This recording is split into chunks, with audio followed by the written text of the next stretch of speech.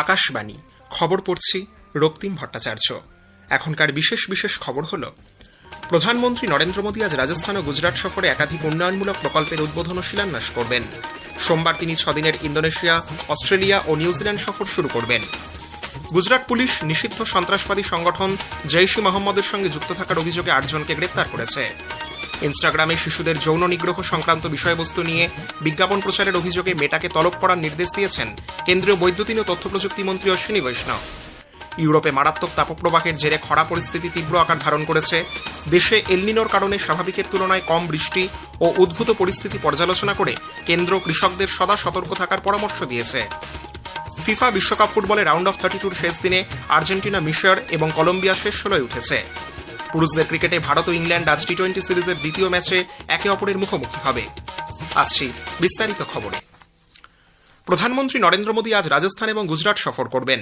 রাজস্থানে তিনি যোধপুর বিমানবন্দরের নতুন টার্মিনাল ভবনের উদ্বোধন করবেন। 480 কোটি টাকায় নির্মিত এই টার্মিনাল দিয়ে বছরে 20 লক্ষ যাত্রী যাতায়াত করতে পারবেন। যোধপুরে প্রধানমন্ত্রী সংশোধিত উড়ান প্রকল্পের সূচনা করবেন। রাজস্থান সফরকালে তিনি বালোত্রায় 1 কোটি 6 লক্ষ টাকার একাধিক উন্নয়নমূলক প্রকল্পেরও শিলান্যাস এবং উদ্বোধন করবেন। এর মধ্যে রয়েছে পেট্রোকেমিক্যাল, পরিবহন, রেল, সড়ক, পুনর্নবীকরণযোগ্য শক্তি প্রভৃতি। তিনি জয়পুর মেট্রো রেল প্রকল্পের দ্বিতীয় পর্যায়েরও শিলান্যাস করবেন। এই প্রকল্পে 36টি স্টেশন থাকবে, খরচ পড়বে 13,000 কোটি টাকা। আজ সন্ধ্যায় প্রধানমন্ত্রী গুজরাটে যাবেন। সেখানে সানান্দে CG semi outsource semiconductor assembly and test ফ্যাসিলিটির সূচনা করবেন। এর মাধ্যমেই ভারতের সেমিকন্ডাক্টর উৎপাদনের নতুন দিগন্ত উন্মোচিত হবে বলে মনে করা হচ্ছে। প্রধানমন্ত্রী আগামী সোমবার 6 দিনের ইন্দোনেশিয়া, অস্ট্রেলিয়া এবং নিউজিল্যান্ড সফর শুরু করবেন। নতুন দিল্লিতে গত সন্ধ্যায় বিদেশ মন্ত্রকের পূর্বাঞ্চলীয় সচিব রুদ্রেন্দ্র ট্যান্ডন জানিয়েছেন, আগামী 6 থেকে 8 জুলাই শ্রী মোদী ইন্দোনেশিয়ায় থাকবেন। সেখানে তিনি একাধিক কর্মসূচিতে যোগ দেবেন। সফরের দ্বিতীয় পর্যায়ে প্রধানমন্ত্রী আগামী 8 থেকে 10 জুলাই যাবেন অস্ট্রেলিয়ায়। সেখানে পৌঁছে শ্রী মোদী মেলবোর্নে তৃতীয় ভারত অস্ট্রেলিয়া বার্ষিক শিখর সম্মেলনে যোগ দেবেন। গুরুত্বপূর্ণ খনিজ, সাইবার নিরাপত্তা, সরবরাহ শৃঙ্খল, উদীয়মান প্রযুক্তি এবং অন্যান্য নানা ক্ষেত্রে দ্বিপাক্ষিক সম্পর্ক আরও জোরদার করার ব্যাপারে সম্মেলনে আলোচনা হবে। অন্যদিকে সফরের শেষ পর্যায়ে চলতি মাসের 10 থেকে 12 তারিখ পর্যন্ত নিউজিল্যান্ড সফর করবেন তিনি। সেদেশের প্রধানমন্ত্রী ক্রিস্টোফার লুকসনের সঙ্গে বৈঠকে মিলিত হবেন শ্রী মোদী। কেন্দ্রীয় পেট্রোলিয়াম ও প্রাকৃতিক গ্যাস মন্ত্রী হরদীপ সিং পুরী বলেছেন, হরমুজ প্রণালী বন্ধ হওয়ায় উদ্ভূত সংকটজনক পরিস্থিতির পরেও ভারতে কোনো জ্বালানি ঘাটতি হয়নি। সংকটের সময় ভারতীয় গ্রাহকরাই বিশ্বের নিরিখে সবচেয়ে কম মূল্যে জ্বালানি পেয়েছেন। এক ব্লগে নিজের মতামত প্রকাশ করে শ্রী পুরী জানান, জ্বালানি ক্ষেত্রে সক্ষমতা ও স্থিতিশীলতা আরও মজবুত করতে ভারত আরও কিছু পদক্ষেপ গ্রহণ করবে। মুখ্য নির্বাচন কমিশনার জ্ঞানেশ কুমার আজ 2 দিনের সফরে মধ্যপ্রদেশ যাবেন। এই পদে দায়িত্বভার গ্রহণের পরেই প্রথম তিনি সেখানে যাচ্ছেন। সফরের প্রথম দিনে শ্রী কুমার ইন্দোরে বুথ স্তরের আধিকারিক বিএলওদের এক সম্মেলনে যোগ দেবেন। ইন্দোর, উজ্জয়িনী, দেওয়াস এবং খান্ডোয়ারে 1,500-এর বেশি বিএলওদের সঙ্গে সরাসরি মতবিনিময় করবেন তিনি।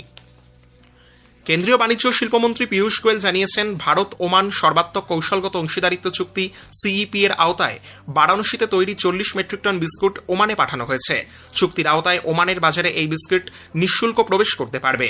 সমাজ মাধ্যমে এক বার্তায় মন্ত্রী জানান, ওমান এবং উপসাগরীয় সহযোগিতা পরিষদ জিসিসিভুক্ত দেশগুলিতে 2026-27 অর্থবর্ষে 700 টন মেট্রিক টনেরও কাছাকাছি বিস্কুট রপ্তানির জন্য একটি সমঝোতা স্মারকপত্র স্বাক্ষরিত হয়েছে। কেন্দ্রীয় বন্দর, জাহাজ চলাচল ও জলপথ পরিবহন মন্ত্রী সর্বানন্দ সোনোয়াল গতকাল উত্তরপ্রদেশের দাদ্রিতে বিশ্বখ্যাত শিপিং সংস্থা এপি মোলার মার্স্কের জন্য দেশে নির্মিত প্রথম আমদানি রপ্তানি শিপিং কন্টেনারের উদ্বোধন করেছেন। অনুষ্ঠানে এপি মোলার মার্স্ক ভারতের ডিসিএম শ্রীরাম গ্রুপকে আরও 1000 সংখ্যক শিপিং কন্টেনার তৈরির জন্য নতুন করে বরাত দিয়েছে। অনুষ্ঠানে শ্রী সোনোয়াল বলেন, এই সাফল্য প্রমাণ করে কিভাবে সরকারের নীতিগত উদ্যোগ, শিল্প সংক্রান্ত অংশীদারিত্ব এবং সময়োপযোগী পরিকল্পনা রূপায়ণ উৎপাদন, কর্মসংস্থান, দক্ষতা উন্নয়ন এবং বিশ্ববাজারে প্রতিযোগিতার ক্ষেত্রে নতুন সুযোগ সৃষ্টি করতে পারে। নিষিদ্ধ সন্ত্রাসবাদী সংগঠন জৈশ-ই মোহাম্মদের সঙ্গে যুক্ত থাকার অভিযোগে 8 ব্যক্তিকে গ্রেপ্তার করেছে গুজরাট পুলিশের সন্ত্রাস দমন শাখা এটিএস। গুজরাটের বনসকান্থা, মেহসানা, নভসারি ও পাটন এবং মধ্যপ্রদেশের দেওয়াস জেলায় যৌথ অভিযান চালিয়ে পুলিশ এই 8 জনকে গ্রেপ্তার করে। 14 দিনের পুলিশ হেফাজতে পাঠানো হয়েছে তাদের। ধৃতদের সঙ্গে সন্ত্রাসবাদী সংগঠনটির আবদুল্লাহ ও মোহাম্মদ ওমরের যোগাযোগ ছিল। তাদের কাছ থেকে একাধিক নথি ও প্রচারপত্র উদ্ধার করা হয়েছে। ইনস্টাগ্রামে শিশুদের যৌন নিগ্রহ সংক্রান্ত বিষয়বস্তুর বিজ্ঞাপন প্রচারের অভিযোগের বিষয়ে মেটাকে তলব করার জন্য আধিকারিকদের নির্দেশ দিয়েছেন কেন্দ্রীয় বৈদ্যুতিন ও তথ্য প্রযুক্তি মন্ত্রী অশ্বিনী বৈষ্ণব। মন্ত্রক এই বিষয়ে মেটার কাছে ব্যাখ্যা চেয়ে পাঠাবে। এদিকে নিরাপত্তা সংক্রান্ত উদ্বেগের কারণে সরকার গুগল প্লে স্টোর এবং অ্যাপ স্টোর থেকে ব্যাট, বিএমএস, ইপক আইওএন এবং লসিজি অ্যাপগুলি সরিয়ে ফেলার নির্দেশ দিয়েছে। জলশক্তি মন্ত্রক স্বরাষ্ট্র মন্ত্রকের রাষ্ট্রীয় পুরস্কার পোর্টালে 7ম জাতীয় জল পুরস্কারের সূচনা করেছে। অনলাইনে রাষ্ট্রীয় পুরস্কার পোর্টাল www.awards.gov.in এর মাধ্যমে আবেদন জমা দেওয়া যাবে। যোগ্য সংস্থা, প্রতিষ্ঠান এবং আবেদনকারীরা বিস্তারিত তথ্যের জন্য এই পোর্টাল অথবা জলসম্পদ, নদী উন্নয়ন ও গঙ্গা পুনরুজ্জীবন দপ্তরের ওয়েবসাইটে গিয়ে বিস্তারিত জানতে পারবেন। আবেদন জমা দেওয়ার শেষ তারিখ আগামী 28 জুলাই। খবর শুনছেন আকাশবাণী থেকে। আমাদের সংবাদ শোনা যাচ্ছে ইউটিউব চ্যানেল আকাশবাণী সংবাদ বাংলা, ফেসবুক ও ইনস্টাগ্রাম আকাশবাণী সংবাদ কলকাতা এবং এক্স হ্যান্ডেল AIR নিউজ কলকাতাতে। ইউরোপে মারাত্মক তাপপ্রবাহের জেরে খরা পরিস্থিতি তীব্র আকার ধারণ করেছে। স্পেন ও ফ্রান্সের বিভিন্ন এলাকায় একাধিক দাবানল ছড়িয়ে পড়ার খবর মিলেছে। স্পেনের উত্তর পূর্বাঞ্চলীয় ক্যাটালোনিয়া অঞ্চলে দাবানলে প্রায় 2300 হেক্টর জমি পুড়ে গেছে। জিরোনা প্রদেশের কয়েকটি এলাকার প্রায় 10,000 বাসিন্দাকে নিরাপদ স্থানে সরিয়ে নিয়ে যাওয়া হয়েছে। এখনও পর্যন্ত কোনো হতাহতের খবর পাওয়া যায়নি। এদিকে সাম্প্রতিককালের এই দাবদাহে ফ্রান্স, বেলজিয়াম ও নেদারল্যান্ডসে আরও অন্তত 3700 জন প্রাণ হারিয়েছেন। স্পেনে পৃথকভাবে 1000-এর বেশি মানুষের মৃত্যু হয়েছে। কেন্দ্রীয় স্বরাষ্ট্রমন্ত্রী অমিত শাহ এবং কৃষি ও কৃষক কল্যাণ মন্ত্রী শিবরাজ সিং চৌহান এল নিনোর কারণে দেশে স্বাভাবিকের তুলনায় কম বৃষ্টিপাত ও তার প্রভাবে উদ্ভূত পরিস্থিতি পর্যালোচনা করেছেন। বৈঠকে শ্রী শাহ বলেন, এল নিনোর প্রভাবে দেশের কয়েকটি জায়গায় খরা পরিস্থিতির দিকে সরকার নিরন্তর নজর রেখে চলেছে। এ ব্যাপারে সদা সতর্ক থাকা এবং উপযুক্ত ফসল চাষের ব্যাপারে কৃষকদের পরামর্শ দিতে রাজ্য সরকারগুলির সঙ্গে সমন্বয় বজায় রাখার জন্য শ্রী শাহ কৃষি ও সংশ্লিষ্ট মন্ত্রকগুলিকে নির্দেশ দিয়েছেন। দক্ষিণ পশ্চিম মৌসুমী বায়ু গুজরাট, রাজস্থান এবং হরিয়ানার কিছু অংশ এবং মধ্যপ্রদেশের বাকি অংশে প্রবেশ করেছে। এর প্রভাবে ভারতীয় আবহাওয়া দপ্তর গুজরাট, কোঙ্কণ, গোয়া, মধ্য মহারাষ্ট্র, ওড়িশা এবং পশ্চিম মধ্যপ্রদেশে আজ ভারী থেকে অতি ভারী বৃষ্টির লাল সতর্কতা জারি করেছে। ইরানের প্রাক্তন সর্বোচ্চ নেতা আয়াতুল্লাহ সৈয়দ আলী খামেনেইয়ের শেষকৃত্য আজ তেহরানে সম্পন্ন হবে। দেশে 6 দিনের রাষ্ট্রীয় শেষকৃত্যানুষ্ঠান উপলক্ষে প্রস্তুতি চলেছে। লক্ষ লক্ষ শোকসন্তপ্ত মানুষ এই অনুষ্ঠানে যোগ দেবেন বলে কর্তৃপক্ষ মনে করছে। এর প্রেক্ষিতে নিরাপত্তা ব্যবস্থা জোরদার করা হয়েছে। বরিষ্ঠ ইরানি নেতা, সেনা কমান্ডার এবং বিদেশি অভ্যাগতরা তেহরানের গ্র্যান্ড মোসাল্লায় প্রয়াত নেতার প্রতি শেষ শ্রদ্ধা নিবেদন করেন। পেরুর নতুন রাষ্ট্রপতি হচ্ছেন রক্ষণশীল নেত্রী কেইকো ফুজিমোরি।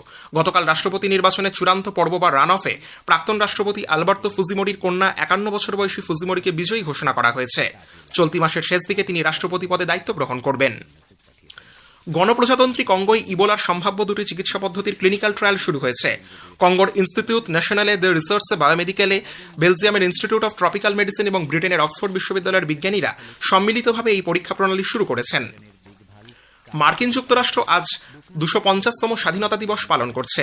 1776 সালের 4 জুলাই ব্রিটিশ শাসন থেকে মুক্ত হয়ে 13টি আমেরিকান কলোনি আনুষ্ঠানিকভাবে স্বাধীনতা অর্জন করে গঠিত হয় নতুন মার্কিন যুক্তরাষ্ট্র।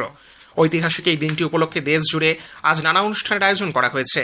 এই উপলক্ষে মার্কিন রাষ্ট্রপতি ডোনাল্ড ট্রাম্প 11 জনকে মার্জনা করার কথা ঘোষণা করেন। এখন ফুটবল বিশ্বকাপের খবর। ফিফা ফুটবল বিশ্বকাপে রাউন্ড অফ 32 ম্যাচে আর্জেন্টিনার রুদ্ধশ্বাস ম্যাচে কাবো ভার্দেকে 3-2 গোলে হারিয়ে রাউন্ড অফ 16-এ উঠেছে। অন্য ম্যাচে গতরাতে মিশর অস্ট্রেলিয়াকে পেনাল্টি শুটআউটে হারিয়ে রাউন্ড অফ 16-এ ওঠে। রাউন্ড অফ 32-র শেষ ম্যাচে আজ কলম্বিয়া ঘানাকে 1-0 গোলে হারিয়ে শেষ 16-য় উঠেছে। কলম্বিয়ার হয়ে 14 মিনিটে গোল করেন জন আরিয়াস। এদিকে বিশ্বকাপের রাউন্ড অফ 16 পর্ব আজ রাতে শুরু হচ্ছে। এই পর্বের প্রথম ম্যাচে কানাডা মরক্কোর মুখোমুখি হবে। হাউস্টন স্টেডিয়ামে খেলা শুরু হবে ভারতীয় সময় রাত 10:30টায়। পুরুষদের ক্রিকেটে ভারত ও ইংল্যান্ড আজ টি-20 সিরিজের দ্বিতীয় ম্যাচে একে অপরের মুখোমুখি হবে। ম্যানচেস্টারে খেলা শুরু হবে সন্ধ্যে 7টায়। চেস্টারলি স্ট্রিটে 5 ম্যাচের সিরিজের প্রথম খেলাটি বৃষ্টির কারণে পরিত্যক্ত হয়েছিল। টি-20 সিরিজের পর দুই দল 3 ম্যাচের ওয়ানডে সিরিজে একে অপরের বিরুদ্ধে খেলবে। শেষ করার আগে খবরের বিশেষ কিছু অংশ আরও একবার। প্রধানমন্ত্রী নরেন্দ্র মোদী আজ রাজস্থান ও গুজরাট সফরে একাধিক উন্নয়নমূলক প্রকল্পের উদ্বোধন ও শিলান্যাস করবেন। সোমবার তিনি 6 দিনের ইন্দোনেশিয়া, অস্ট্রেলিয়া ও নিউজিল্যান্ড সফর শুরু করবেন। গুজরাট পুলিশ নিষিদ্ধ সন্ত্রাসবাদী সংগঠন জৈশ-ই মোহাম্মদের সঙ্গে যুক্ত থাকার অভিযোগে 8 জনকে গ্রেপ্তার করেছে। ইউরোপে মারাত্মক তাপপ্রবাহের জেরে খরা পরিস্থিতি তীব্র আকার ধারণ করেছে। ফিফা বিশ্বকাপ ফুটবলে রাউন্ড অফ 32-র শেষ দিনে আর্জেন্টিনা, মিশর এবং কলম্বিয়া শেষ 16-য় উঠেছে। খবর শেষ হলো।